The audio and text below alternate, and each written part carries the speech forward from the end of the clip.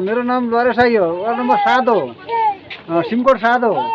अब अहिले भाइ सस्तो त दिएछ र सधैँभरि यस्तै दिए हुन्थ्यो। अब अहिले त झन् पछि पछि त बढाउँछन्। अहिले त अब कति मसिनाको अब कति 2000-2100 त्यस्तै दिएछ अहिले। अब पछाडि पनि त्यस्तै दिए हुन्थ्यो र अब। नमस्ते, मेरो नाम सपना रकाया, वडा नम्बर 6। अनि कि अहिले हुम्ला सिमीकोट चामलको घटाएछ हुँदैछ होइन, अनि सधैँ घटाइदिए हुन्थ्यो। अहिले दसैँ तिहारको चाडबाडले अनि चामल घटाएछ भन्दैछन्, 1-2 रुपियाँ घटेछ भन्दैछन्। अनि सधैँ घटे खुसी हुने थियो। नमस्कार, मेरो नाम बाँच्छु सुनार।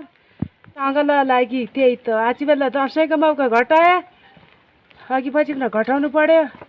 घटाएपछि खुसी हुने छु। हामी दुखी दाल त भन्छ कर्णाली सूर्यफुल फुल्यो, सुकी भाँगो भाँगो, को देख्ने छ भोको तिसो, को देख्ने छ नागो। नाम चाहिँ कविन्द्र सुनार, खारपनाथ 5 खरपुल गाउँ। के गर्नु त यस्तै छ हुम्लातिर हालखबर।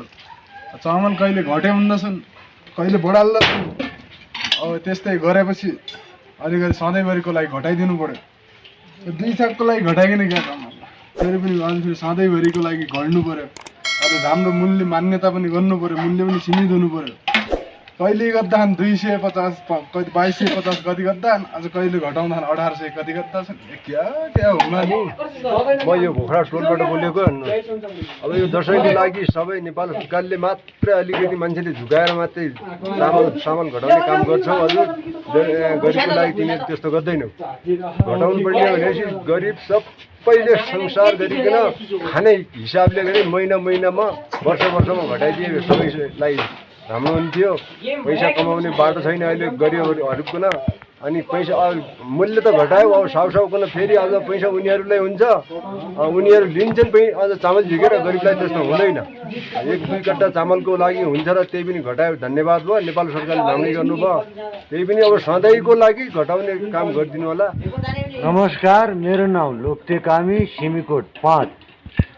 अब खाद्यले दसैँको तागतमा अलि राम्रो त गरेकै हो होइन, अझै पनि अब सधैँभरको लागि गरे भए गरिब जनतालाई अलिकति राहत पुग्ने थियो।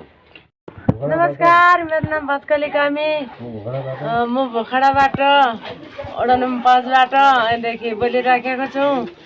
अब यही दसैँ बिदाको लागि चामल घटाएका छन्, धेरै राम्रो। अनि सधैँभर घटाउनु भए त राम्रै हुने थियो। अझ दसैँ बिदाको लागि घटाउनु खोजिएछन्। हामी गरिब